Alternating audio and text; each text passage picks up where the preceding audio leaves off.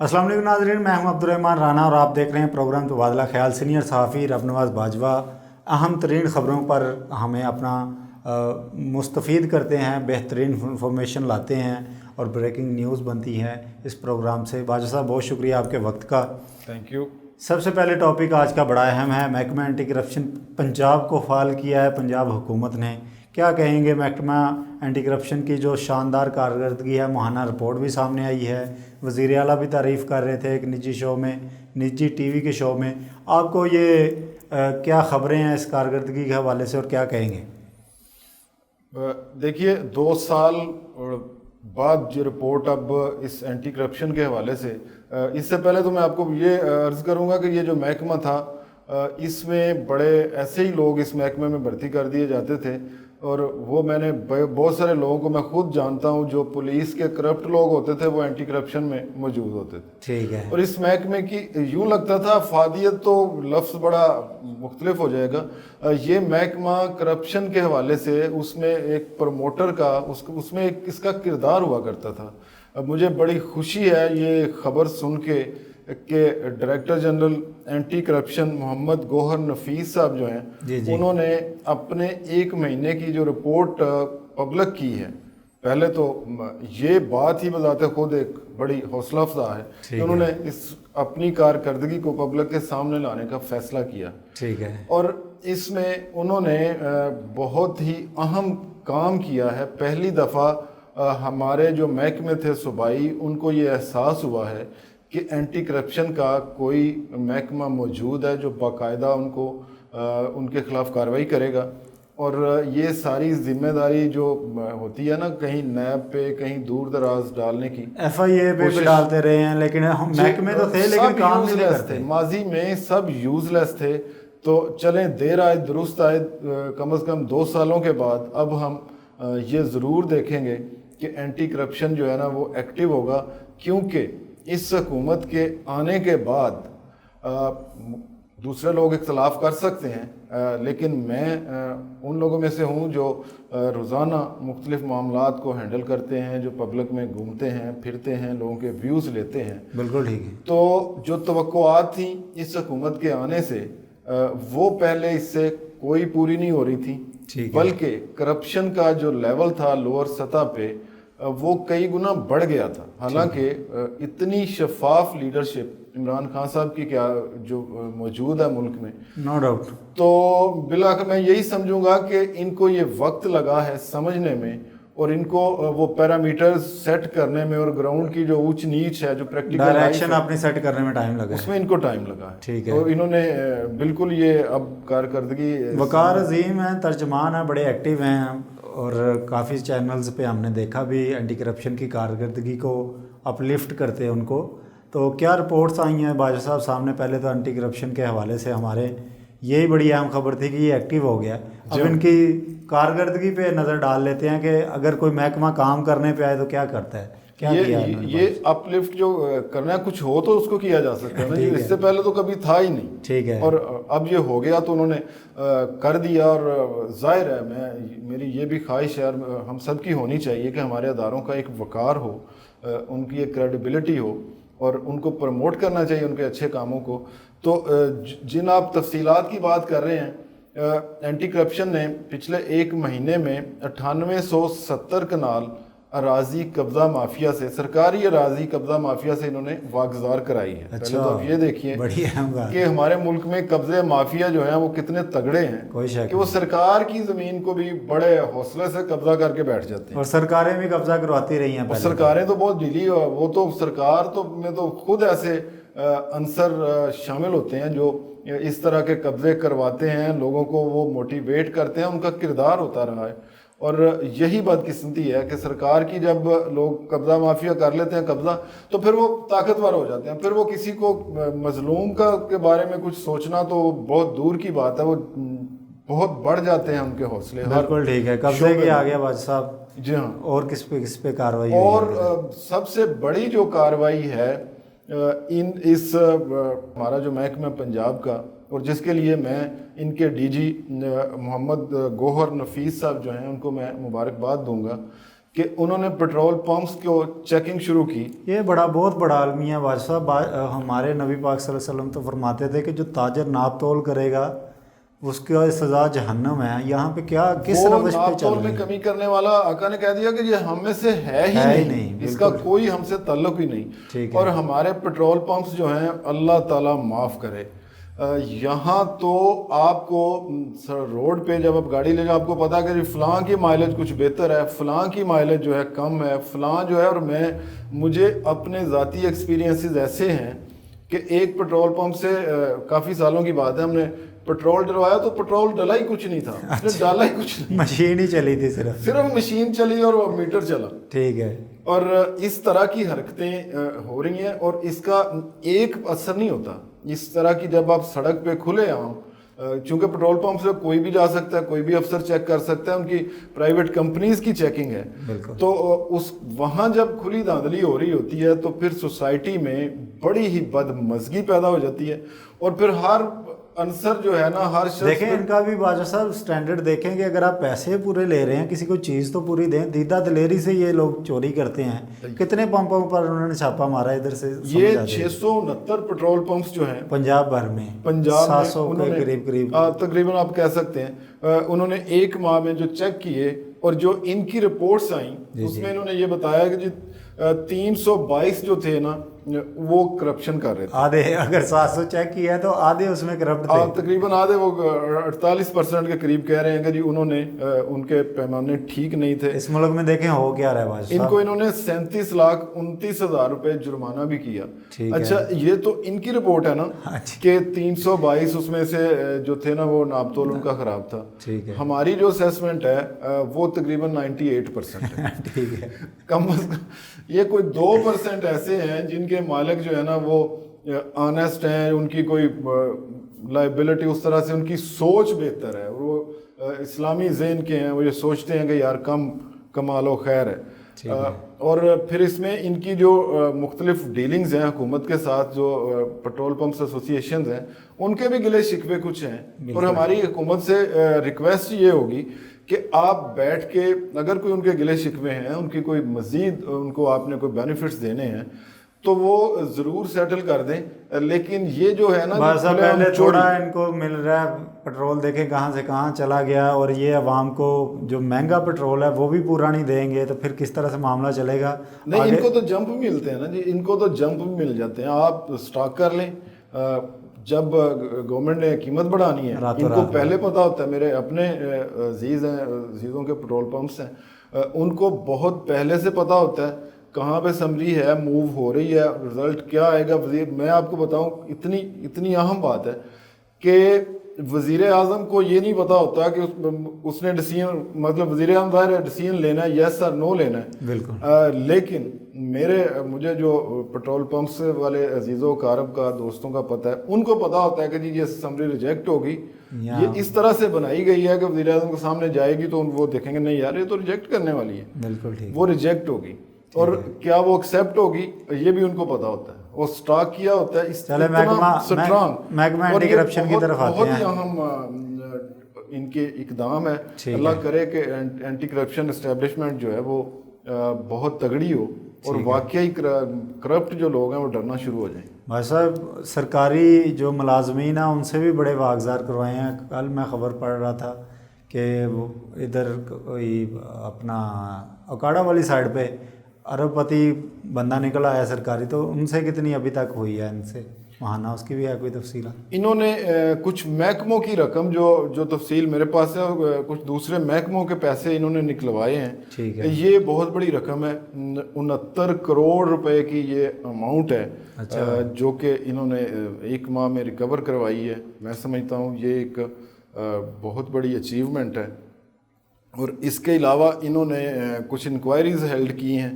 1981 ان کو شکایات موصول ہوئی تھی, جن میں سے 395 پہ انہوں نے انکوائریز ہیلڈ کرنے کا فیصلہ کیا. جو آن لائن آج کل بندہ کر رہے ہیں شکایت, جو آن لائن میں بھی اور باقی بھی ملا کے. ٹھیک ہے. اور 107 انہوں نے مقدمات درج کیے اور 147 ملزمان جو ہے نا گرفتار کیے. اگر واجد صاحب اینٹی کرپشن ہی اس سوسائٹی میں ایکٹیو ہو جائے اور 2-4 ان کو قرار واقع سزا مل جائے تو ہمارا وہ ہجوم جس کو ہم قوم کہتے ہیں یہ واقع ڈرنا شروع ہو جائے, ہو سکتا ہے رائے راست پہ آ جائے. کیا سجیشن دیں گے آپ پنجاب حکومت کو اس حوالے سے؟ دیکھیے کا محکمہ ہے نا, ایٹ لیسٹ وہاں پہ آنیسٹ آدمی ہونے چاہیے, کریڈیبل آدمی ہونے چاہیے, فیئر لیس ہونے چاہیے, ان کی کوئی اس طرح کی لائبلٹیز اور اس طرح کی ڈائریکشن نہ ہو. ماضی میں تو یہ ورک فورس کو بھی بڑھانے کی ضرورت ہے ان کی کہ نہیں؟ جی, ورک فورس ان کی یقیناً ان کی اہلیت بڑھانے کی ضرورت ہے, ان کی ٹریننگ بڑھانے کی ضرورت ہے. ان کو آپ نئے جو ایکوپمنٹس ہیں, نئے آلات ہیں, وہ ان کو دینے کی ضرورت ہے. اور سب سے بڑھ کر یہ کہ حکومت کی اپنی جو کمٹمنٹ ہے جو کہ عمران خان صاحب کی شکل میں ہمیں نظر آتی ہے, اور اس کا رزلٹ گراؤنڈ پہ لیے بغیر اس حکومت کے اپنے سیاسی بھی اس کو نقصان ہوگا اور باقی بھی ہوگا اگر انہوں نے اس سلسلے میں بہتر اقدامات نہ کیے. اور اس مہینے کی جو پچھلے مہینے کی رپورٹ ہے یہ ایک واضح قدم ہے حکومت کا, اور اس کے یہ واضح اثرات ہیں کہ اینٹی کرپشن کا جو محکمہ ہے وہ ایکٹیو ہو گیا. اس کے ایکٹیو ہونے سے یقیناً پبلک کو ریلیف ملنا شروع ہو جائے گا. اگلے ٹاپک کی طرف بڑھتے ہیں. بڑا اہم ٹاپک ہے واجد صاحب. وزیر اعظم پاکستان اور آرمی چیف پاکستان کے ہمیشہ اس پہ بات کرتے ہمیں نظر آئے ہیں, اور اس دفعہ تو کھل کھلا کے بات ہو گئی. یوم دفاع کے موقع پر آرمی چیف نے بھی للکارا, اور وزیر اعظم بھی کسی یونیورسٹی میں خطاب کرتے ہمیں اور کسی کانفرنس میں خطاب کرتے سنائی دے رہے تھے. بات ہو رہی ہے 5th جنریشن وار کی, ہائیبرڈ وار کی. یہ ہے کیا, اسے بچا کیسے جا سکتا ہے, اور قوم کو کیسے بچایا جا سکتا ہے؟ اتنی خطرناک کیوں ہے یہ کہ ہر کوئی یہ بول رہا ہے 5th جنریشن وار؟ ایک وہ طبقہ ہے جو کہہ رہا ہے کہ یہ آرمی اور وزیر اعظم صاحب اس کا نام لے کر اس کے پیچھے چھپ رہے ہیں, اور ایک وہ طبقہ ہے جو کہتا ہے کہ واقعی ہی کچھ ایسی تھیریز آ گئی ہیں مارکیٹ میں جس سے قوم کو بچانا چاہیے. بڑی ہی اہم آپ کی جو ہے آپ کا ٹاپک ہے. اس وقت پاکستان کو جو خطرہ ہے وہ آپ کے جتنے دشمن ہیں انہوں نے ساری کوششیں کر کے دیکھ لی. ٹھیک ہے, انہوں نے آپ کی سرحدوں پہ اٹیک کر کے دیکھ لیے, انہوں نے آپ کو مشرق مغرب سے آپ کو انگیج کر کے دیکھ لیا, اور پھر آخر میں انہوں نے مضبوط ہتھیار جو ان کا تھا دہشت گردی کی جنگ جو انہوں نے لانچ کی, تو انہوں نے سوچا تھا کہ اس میں تو ان کو ملیا میٹ کر ہی دیں گے ہم. ٹھیک ہے, وہ ان سب میں ناکام ہوئے. تو پھر انہوں نے اپنا پرانا ہتھیار نکالا, وہ ہے 5th جنریشن وار. اسی کو ہائیبرڈ وار کہتے ہیں. اور مجھے ایک ماہر جو ہے علم ایک صاحب علم نے مجھے یہ کہا کہ جن کا بڑا تجزیہ ہے ان طرح کی تھی, انہوں نے کہا جی یہ جو 5th جنریشن وار ہے نا, میں نے کہا جی کیا ہوتی ہے اب ذرا, تو انہوں نے کہا یہ ہوتی یہ ہے کہ گھوڑوں کی لڑائی کی بجائے نا دشمن کے اندر سے ہی گدھے تلاش کیے جاتے ہیں. اور وہ گدھے جتنا نقصان اپنی سوسائٹی کو اپنی قوم کو پہنچاتے ہیں نا, دشمن کے گھوڑے اتنا نقصان نہیں پہنچاتے. بالکل ٹھیک ہے. تو اس میں اندر سے لوگ پیدا کیے جاتے ہیں, ان کو یہ ٹریننگ, ان کے نظریات جو ہیں نا, اور آپ کو سوسائٹی میں ہماری اپنی ساوی کمیونٹی میں ہمارے زندگی کے دوسرے شعبوں میں آپ کو بہت سارے ایسے لوگ مل جائیں گے جو کوئی بھی بات ہوگی نا وہ کہیں گے یہ ہے ہی نیگیٹو. مثلا ایک پچھلے پروگرام میں جو بات ہو رہی تھی ایک جگہ پہ جی قائد اعظم کے حوالے سے وہ ایسی باتیں کر دیں گے جی ان کو کیئر نہیں کی گئی. کبھی کہہ دیں گے یہ بھی 5th جنریشن وار کا حصہ ہے کہ آپ کی قومی سالمیت پر اٹیک کیے جاتے ہیں. قومی سالمیت پہ سب سے پہلے آپ کے اندر انہوں نے ایک بے یقینی پیدا کرنی ہے. اچھا, آپ کو بے سمت کر دینا ہے. یہ بادشاہ جو ہیروز کو ولن بنا کے پیش کرنا بھی کیا اسی پلان کا حصہ ہے سارا جو آج کل بڑی باتیں چل رہی ہیں؟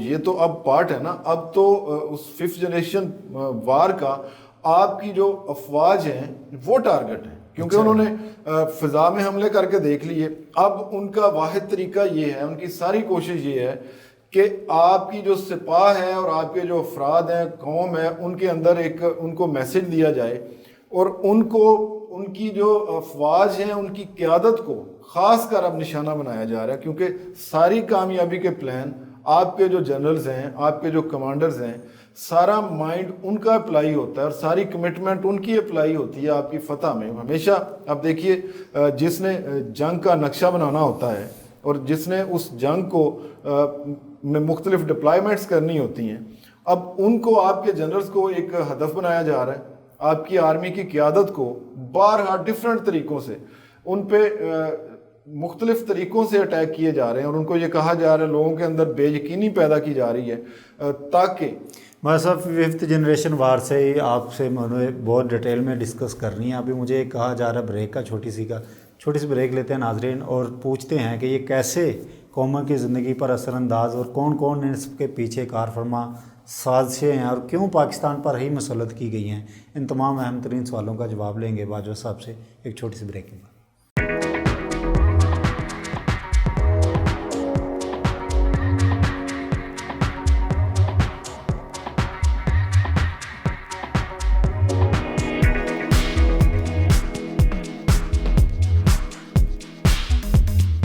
ویلکم بیک ناظرین، بات ہو رہی ہے رب نواز باجوہ صاحب سے۔ باجوہ صاحب، بات چل رہی تھی 5th جنریشن وار پہ، تو آرمی چیف کو بھی یہ بولنے کی کیا ضرورت پیش پڑ گئی؟ کیا واقعی آرمی کے اندر اتنی تنقید کرنا شروع ہو گیا ہمارا معاشرہ؟ آج روز دیکھتے ہیں ہم کہ فلاں انقلابی اٹھ گیا، فلاں انقلابی اٹھ گیا، یہ سارا کچھ پیڈ کمپینز بھی ہیں ان کے لیے؟ پیڈ کمپینز کا اگر میں ذکر کروں تو میں آپ کو تھوڑا سا پیچھے اگر لے کے جاؤں تو اس ملک میں ڈویژن کریٹ کرنے کے لیے بڑے طریقے استعمال کیے گئے۔ ماضی میں آپ نے دیکھا ایک فرقہ واریت یہاں پہ بڑی تیزی سے چل رہی تھی، ٹھیک ہے، فنڈز آ رہے تھے مختلف ممالک سے مختلف مسائل کے لیے، جیسے ہی وہ فنڈنگ کم ہوئی اور جیسے ہی ہمارے اداروں نے زیادہ محنت سے اس چیز کو ختم کیا، آج آپ کو وہ فرقہ واریت کا وہ تشدد نہیں نظر آ رہا۔ ٹھیک ہے، آج آپ کو ہر جگہ یہ بحث نظر آ رہی ہے کہ اس ملک کی جو دفاع کرنے والے ہاتھ ہیں، اس ملک کے جو دفاع کرنے والے دماغ ہیں، ان کو ٹارگٹ کرنے کے لیے جو آپ کے اپنے گدھے ہیں وہ استعمال ہو رہے ہیں۔ ٹارگٹ کیوں کیا جا رہا ہے ان کو؟ اس کی بہت ساری وجہ ہے۔ آپ کے اندر کی جتنی آپ دیکھیے، جو بندہ تنقید کر رہا ہوگا نا، سب سے پہلے آپ اس کی ذرا پرسنالٹی دیکھیں گے، وہ کہیں نہ کہیں سے محروم، اس کی جتنی محرومیاں ہیں نا، اس کو یہ بتایا جائے گا کہ آپ کی جتنی محرومیاں، جتنی آپ کی نالائکیاں، جتنی آپ کی بے وقوفیاں ہیں، اس کی وجہ یہ ہے کہ اس ملک کا ایک مضبوط ادارہ ابھی بھی موجود ہے۔ اچھا، جتنے آپ کو یہ کہا جائے گا کہ آپ کی سیاست میں جو کرپٹ لوگ ہیں، وہ جناب سیاست جتنی آپ کی گندی ہے، پھر یہ کہا جائے گا نہیں، پرابلم ایک ہی ہے کہ آپ کے ملک میں ایک ادارہ جو ہے نا وہ بڑا مضبوط ہے۔ اس ادارے کے اگر وہی سارا پاکستان کھا جاتے ہیں دفاع کے لیے، اور وہی سارا کچھ کر 11% بجٹ جو ہے آپ ایلوکیٹ کرتے ہیں اپنی افواج پہ دفاع کے لیے۔ جی ہاں، ٹھیک ہے، 11 سے 12-13 تک میکسیمم، اگر ڈیفرنٹ اس میں انکلوڈ کی جاتی ہیں چیزیں، ٹھیک ہے، جبکہ دنیا میں اس کا آپ کے جو دشمن ہیں ان کا کمپیریزن کہیں زیادہ ہے۔ ادھر کوئی بات نہیں چل رہی، ادھر کوئی معاملہ۔ باجوہ صاحب، ایک یہ بھی فنومنا ہے کہ جیو اسٹریٹجک جو لوکیشن ہے ہماری، اس کی وجہ سے بھی ہم بڑے ہدف تنقید بھی ہیں اور زیر سایہ بھی ہیں کچھ طاقتوں کے۔ آپ کو کیا لگتا ہے کہ یہ ساری سچویشن سے کیسے باہر نکلا جا سکتا ہے؟ اور اس ہائیبرڈ وار سے جو بار بار کہا جا رہا ہے ہر لیڈر کی جانب سے کہ بچنا چاہیے، بچنا چاہیے، بچنا چاہیے، کیسے بچا جا سکتا ہے؟ یہ ایک رائٹ اپ ہے میرے پاس، بڑا خوبصورت، میں آپ سے شیئر کرنا چاہوں گا۔ جی ضرور۔ کہ کہا جاتا ہے کہ جی پاک فوج بھی بڑی عجیب فوج ہے، ان کی گاڑیاں ٹائم پہ سٹارٹ ہو جاتی ہیں، پیٹرول ختم نہیں ہوتا، بندوقیں ہر وقت ریڈی ہوتی ہیں، کرینیں ہر وقت کارآمد رہتی ہیں، دن ہو رات ہو، عید ہو بقرعید ہو، بارش ہو طوفان ہو، سردی ہو یا گرمی ہو، جب پکارو ادھر حاضر ہو جاتے ہیں۔ کبھی نہیں کہا کہ ہمیں موومنٹ آرڈر نہیں ملے، کسی نے نہیں بتایا کہ چیف صاحب سو رہے ہیں، کور کمانڈر سیر کے لیے گئے ہیں، واپس آئیں گے تو فیصلہ ہوگا، پہلے ہمیں بارش سے نپٹنے کے لیے ضروری سامان دو تب کام شروع کریں گے۔ کوئی ہیلے بہانے نہیں، زلزلہ ہو تو سارا سامان موجود، آگ لگ جائے تو سارا سامان اور فنڈ موجود، سیلاب آ جائے تو سارا سامان اور فنڈ موجود، کبھی کوئی شکایت نہیں۔ اور عجیب اور حیران کن بات یہ ہے کہ یہ سارے کام وار زون میں کرنے پڑتے ہیں، بندوقیں اور اسلحہ ساتھ رکھنا پڑتا ہے، بلٹ پروف جیکٹس پہن کر ریسکیو کا کام کرنا پڑتا ہے، کہیں کوئی ہم وطن قریب آ کر پھٹ ہی نہ جائے، کوئی خود کا شملے والا ہی نہ آ جائے۔ ایسی فوج کہیں نہ سنی اور نہ کہیں دیکھی۔ فوجی امن کی ضامن ہوتی ہیں، صومالیہ دیکھو، عراق دیکھو، شام دیکھو، اور آپ کوئی بھی جو میں آپ کو ایک اہم چیز جس کی طرف میں آپ کی توجہ دلوانا چاہتا ہوں کہ دنیا میں اسرائیل، چین، روس، افغانستان، میرے پاس یہ بالکل فگرز موجود ہیں کہ آپ کی جو افواج ہیں امریکہ میں جو ان کا فیکس خرچہ آ رہا ہے اپنے فوجی معاملات، ایک فوجی پہ، جی ہاں جی، وہ کہیں زیادہ ہے.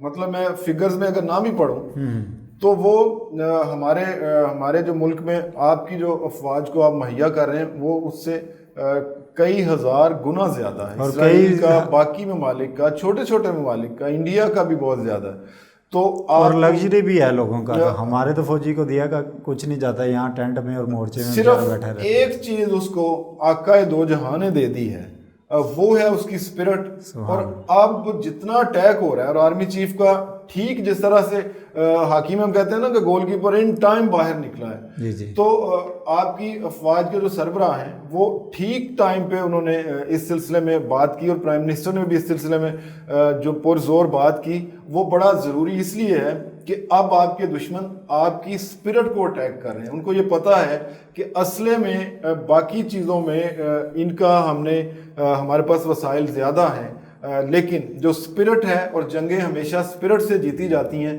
اور میں آپ کو وارن کروں گا کہ کوئی کوتاہی نہ کریں. جو لنڈے کے جو لبرلز ہیں جو آپ کی افواج کے خلاف جمع ہوئے ہیں، اور جو اپنی محرومیاں یا سیاسی ناکامیاں یا دیگر پریشانیوں کا بدلہ آپ کی فوج سے لے رہے ہیں، وہ کم از کم اس فوج اور اس قوم کے جذبے کو ہٹ کرنے کی کوشش نہ کریں. یہ ہماری بڑی سینسٹیو لائن ہے، اور پوری قوم اپنے اس جذبے کے حوالے سے متحد ہے. یہاں بھی دشمنوں کو ہمیں پورا یقین ہے کہ منہ کی ہی کہانی پڑے گی، لیکن اس حوالے سے آپ سب کو محتاط ہونا پڑے گا. اور اس وقت جو جنگ ہے وہ بالکل انٹلیکچوئل سطح پہ لڑنے کی ضرورت ہے. جی بات سر سمجھ آ گئی 5th جنریشن وار کیا ہے اور قوم کو کیسے بچنا چاہیے. اب ایک اور بڑا اہم ادارہ پاکستان کا نیب، اور چیئرمین نیب نے کہا ہے کہ ہم نیب تفتیشی افسروں کی تربیت کو ترجیح دیں گے.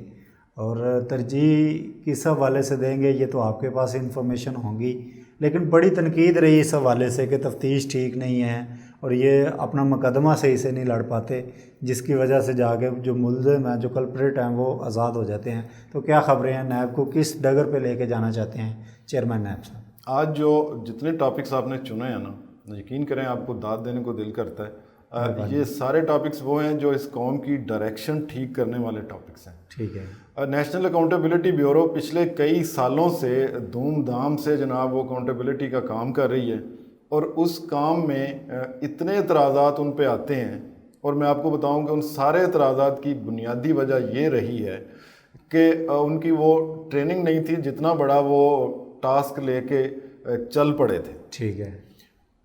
اب احساس ان کو ہوا ہے، یہ اللہ کا شکر ہے کہ chairman national accountability bureau justice retired Javed Iqbal صاحب نے ایک جو اسٹیٹمنٹ جس کا آپ حوالہ دے رہے ہیں، جو انہوں نے کہا ہے کہ ہم اس پہ کام کر رہے ہیں، ہم ان کو اینول ٹریننگ بھی دے رہے ہیں. میں نے جن ماہرین سے بات کی، انہوں نے مجھے بتایا کہ جی حال یہ تھا کہ بنیادی چیزوں کا جو لوگ اس میں ایکٹیو تھے، بڑے بڑے دعوے ہو رہے تھے، بہت سارا حکومت کا، موجودہ حکومت کا بھی خاص کر اس پہ بہت سارا انحصار تھا، ان کی پولیٹیکل ڈپینڈنس اس پہ بہت زیادہ تھی کہ انہوں نے اکاؤنٹیبلٹی کرنی ہے، اور یہی نعرہ دے کے وہ آئے بھی تھے. بالکل. پچھلے 2 سالوں میں بھی کئی اگر آپ جائزہ لے لیں تو کوئی بڑا تیر نہیں مارا جا سکا.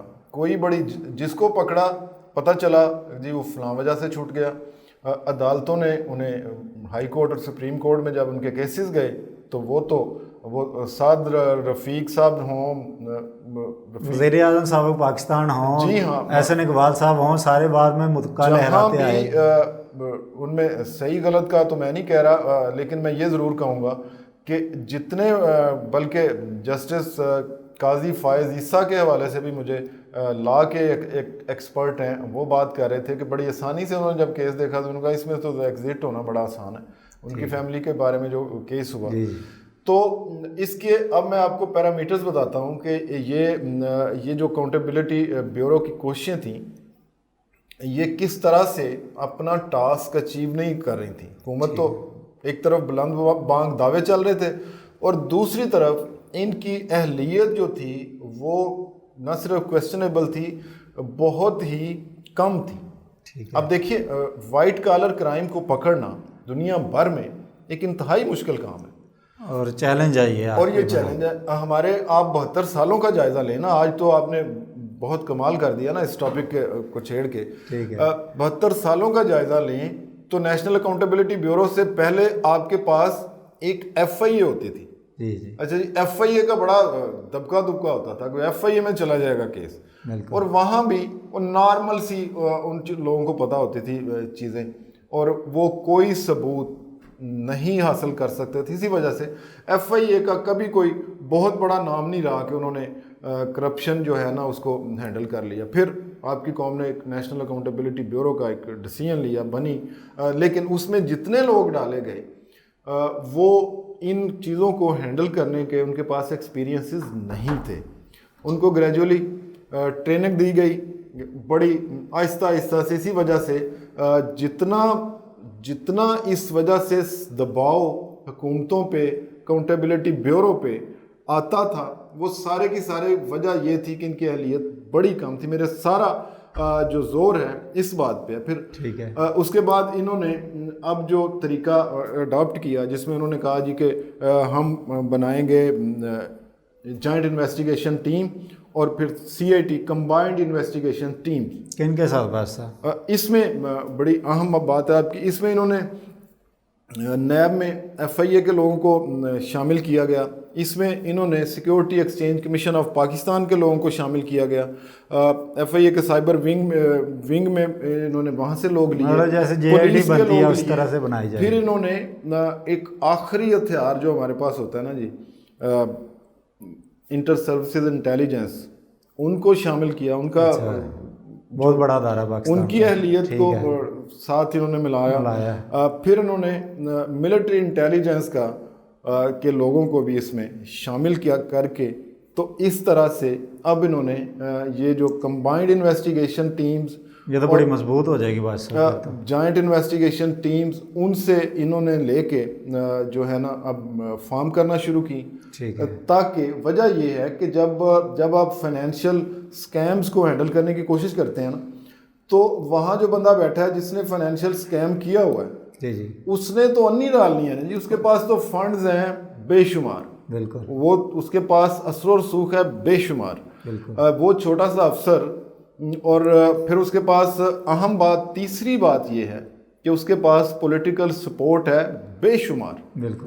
اب یہ تین قوتوں کو ہینڈل کرنے والا آپ کا بیچارہ جو افسر ہے، 17ویں 18ویں 19ویں 20ویں 21ویں گریڈ کا جو افسر ہے، بڑی تنخواہ ہوگی تو لاکھ روپیہ ہوگی، وہ اس کی تنخواہ ہوگی، اس کی طاقت کتنی ہوگی، اس کو حکومت کی بیک اپ کتنی ہوگی، پولیٹیکل سپورٹ کتنی ہوگی. اور جو بندہ یہ کر رہا ہوگا، آپ کے ملک میں پولیٹیکل ڈیوائیڈ ہے، جس پارٹی کے بندے کو ہاتھ ڈالے گا وہ پارٹی پوری سوشل میڈیا پہ اس کے خلاف کمپین کر دے گی اور تصویریں لگا کے گالیاں دے کے اس کے خلاف ہوگا. جی ہاں، پورے کا پورا. اور اس کا واحد جو مقابلہ ہے وہ بندہ اپنی بیسٹ ٹریننگ سے کر سکتا ہے. وہ ڈیپ جو ڈگنگ کر کے فیکٹس کو سامنے لا کے. اور میں اس کے علاوہ آپ کا ایک پہلو آپ کے سامنے رکھنا چاہ رہا ہوں، جو مجھے ایک بڑے سینئر پولیس آفیسر ہیں شعیب چیمہ صاحب، ایس پی ہیں پولیس میں، ان سے میری بات ہوئی اس معاملے میں پولیس کے حوالے سے، تو انہوں نے بھی مجھے اس سلسلے میں کچھ بڑی مزیدار باتیں بتائیں. اچھا. اور انہوں نے یہ کہا کہ جی ایک اور بات یہ ہے کہ جو اکاؤنٹیبلٹی کورٹس ہیں، جی وہ ان کی جو ججز ہیں ان کی ایبلٹی بھی جو ہے نا ان کو بھی مزید کیپیسٹی بلڈنگ کی بہت زیادہ ضرورت ہے. ججز کو بھی؟ جی ہاں. اچھا. چونکہ دیکھیے ان کا بھی ایکسپیرینس اس طرح کے کیسز کو ہینڈل کرنے کا ہے نہیں. بالکل ٹھیک ہے. تو وہ کس طرح سے یہ کر پائیں گے؟ ٹھیک ہے. اب دیکھیے سارے پہلو، بالکل. اس کا ایک اور پہلو میں آپ کو طرف لے جاؤں کہ جو ایڈوکیٹس ہیں جنہوں نے یہ کیسز پلیڈ کرنے ہیں، ان کی اپنی کتنی کیپیسٹی ہے، کتنی ٹریننگ ہے فائنینشیل سکیمز کو جو ہے پریزنٹ کرنے کی، ان کے خلاف انکوائریز ہو، کیسز کو، پروفز کو، اور اس کا اوور آل ان ساری ناکامیوں کا جو نکلتا ہے رزلٹ وہ یہ نکلتا ہے کہ کیس جو ہے جو بندہ بھی جائے گا. بالکل ٹھیک ہے. بس اب ٹائم میرے پاس بڑا کم ہے اور آخری ٹاپک ہے میرے پاس، آخری 2-3 منٹ ہے. اور لاہور میں ایک بڑا اندوناک سانحہ ہو گیا ہے. گجرپورہ کا علاقہ ہے، خاتون سے زیادتی ہو گیا ہے. رات 12 بجے نکلی، سی سی پی او کی اسٹیٹمنٹ سامنے آ گئی. پولیس کی 20 سے زائد ٹیمیں تفتیش کر رہی ہیں. آپ کو کیا لگتا ہے اس طرح کس طرف ہماری سوسائٹی چلی گئی ہے؟ ایک تو پہلے تو واقعے پہ تھوڑی سی ڈیٹیل ڈالیں اور اخلاقی پہلو پہ اس پہ بات میں آتے ہیں. عبد الرحمٰن صاحب، بطور جرنلسٹ میرے اندر جو ارج ہوتی ہے نا، میں موقع پہ پہنچتا ہوں اور میں 2-3 دفعہ گیا ہوں پچھلے 2 دنوں میں اس جگہ پہ جا کے میں نے اس کا معائنہ کیا ہے. اچھا. اور مجھے یہ سمجھ یہ آئی ہے کہ جہاں پہ خاتون کے ساتھ یہ مس ہیپ ہوا، جی اس جگہ پہ پولیس کی کوئی ہے ہی نہیں، سسٹم ہی نہیں ہے پولیس کا. یہ جو ہے نا ایسٹرن بائی پاس جی کا ہے، رنگ روڈ سے، اس کے بعد ایسٹرن بائی پاس کا ایریا ہے، اور پھر آگے لاہور سیالکوٹ موٹر وے جو ہے وہ شروع ہوتا ہے. ٹھیک ہے. وہاں پہ سب سے پہلے، اور وہاں پہ آپ موٹر سائیکل لے کے ایک نیچے سے کالکتائی روڈ جاتا ہے، آپ وہاں سے ایزیلی موٹر سائیکل سوار اس پہ چڑھنا چاہے چڑھ جائے، کوئی کنٹرول نہیں، کوئی اس پہ چیک اینڈ بیلنس ہی نہیں ہے. موٹر سائیکل والا بھی جا سکتا ہے، بیلنس نہیں ہے، کوئی وہاں روکنے والا پوچھنے والا نہیں ہے. اچھا. اور رات کے جس ٹائم یہ ہوا ہے اس ٹائم بالکل وہ روڈ واقعی وہ سنسان روڈ ہوتی ہے. اور اس میں ہمارے جو ادارے ہیں، جو ہم نے 15 کال کا جو سسٹم شروع کیا ہوا ہے، جب ان کو یہ کال پہنچ گئی اور رات کے وقت، تو پھر لیک لسٹر جو ایٹیچیوڈ ہے جو پولیس کا، وہ واقعی وہ ذمہ دار ہیں، ان کو فوراً ایکشن کرنا چاہیے. اب دیکھیے روڈ پہ گاڑی کھڑی ہے، یہ کوئی کسی گلی محلے میں کسی اسٹریٹ میں تو کوئی کرائم سائٹ پہ تو نہیں ہو رہا. مین ایک آپ کا ایسٹرن بائی پاس اخلاقی سطح پہ بھی بات کر لیں بادشاہ صاحب، تو جس نشاءالدین نے دیکھا انہوں نے بھی رک کے نہیں دیکھا. انہوں نے کہا جی وہ خواتین کو مار رہے تھے، خاتون کو، لیکن ہم پھر گزر گئے اسپیڈ سے. آپ اخلاقی سطح پہ بھی معاشرے کو کچھ تو دیدہ دلیری دکھانی چاہیے. دیدہ دلیری دکھانی چاہیے. ہمیں جو ہے نا ایک دوسرے کو، ہمیں سوسائٹی کے اندر اچھی جو قدریں ہیں ان کو پروموٹ کرنے کے لیے ہم سب کو آبیاری کرنی چاہیے ان چیزوں کی. اور وہ صاحب جو ہیں وہ کہتے ہیں کہ میں سیالکوٹ تک جاتا رہا اور مجھے کالیں آتی رہیں، اور میں بھائی آپ رک جاتے، آپ کہیں اگلے جو اس سے تھوڑا ہی فاصلہ جہاں سے واقعہ تھا اس سے آگے لاہور سیالکوٹ موٹر وے کا جو باقاعدہ ٹول پلازا بنا ہوا ہے، وہاں سے کافی سارے لوگ موجود ہوتے ہیں. آپ وہاں رک کے آپ ایٹ لیسٹ کسی کے لیے آپ کوئی نہ کوئی سیکریفائس کا جذبہ جو ہے. اچھا بھائی صاحب، آخری 1 منٹ ہے، مجھے یہ بتائیں کہ پولیس کو کیا کرنا چاہیے اس سارے واقعات کی روک تھام کے لیے؟ اب پولیس کو کیا کرنا چاہیے؟ اس واقعہ تو ہو گیا، اب اس کو مثال کیسا بنانا چاہیے کل کوئی اور اس درندگی کا حصہ نہ بن سکے؟ ایک تو پولیس کے پاس اس وقت جدید آلات ہیں، وہ ہمیں پوری توقع ہے، امید ہے اور دعا بھی ہے کہ وہ اس تک پہنچ جائیں گے. اور آپ کو اپنا جسٹس سسٹم جو ہے نا وہ ضرور اسلامی طریقے پہ کرنا چاہیے، قرار واقعی سزا دینی چاہیے. اور بالکل اسلام جس طرح سے سزائیں تجویز کرتا ہے، عبد الرحمٰن صاحب آپ یہ ڈبل سٹینڈرڈ چھوڑ دیں. یا تو آپ کہیں گے ہم ایک لبرل سوسائٹی ہیں، ہم نہیں مانتے، کوئی فرق نہیں پڑتا ان چیزوں کاٹنا آپ کے رہے ہیں، آپ کے ٹاپ پولیٹیشینز رہے ہیں آپ کے ملک میں، انہوں نے کہا جی ہم ہاتھ کاٹنے کو نہیں جائز سمجھتے. اور یہ اس قسم کی، تو یہ تو وہ لوگ ہیں جن کو آپ جو ہے نا ان کے سر کاٹنے چاہیے اور سر عام کاٹنے چاہیے، اور ان کو سخت سے سخت سزا دینی چاہیے. کیونکہ جو لوگ نرم سزاؤں کے طرفدار ہیں، جن لوگوں کو کسی کو موت کی سزا دیتے ہوئے بڑی تکلیف ہوتی ہے، اور وہ اس کے لیے ان کو فنڈ، چونکہ باہر سے فنڈ ملتے ہیں کہ اس ملک میں سزائے موت ختم کراؤ، ہمارے ایجنٹوں کو موت سے سزا نہ مل جائے، وہ پتہ نہیں کیا ریزنز ہیں. ہر سوسائٹی کی اپنی نارمز ہیں، اپنی ٹریڈیشنز ہیں، اور ہم بینگ اے مسلمان ہمیں سخت سزائیں جو ہیں وہ امپلیمنٹ ضرور کرنی چاہیے. اس کے علاوہ ہمارے پاس کوئی طریقہ نہیں. سخت سزائیں دینی چاہیے. بھائی صاحب کا پوائنٹ آ گیا، ابھی وقت ختم ہو چکا ہے، وقت پروگرام کا. بہت شکریہ آپ نے ہمیں ٹائم دیا. Thank you very much. ناظرین، آپ نے رب نواز باجوہ صاحب کی قیمتی گفتگو سنی، امید آپ کو پسند آئی ہوگی. ہمیں دیجیے اجازت، ابھی تک کے لیے اتنا ہی. اللہ حافظ.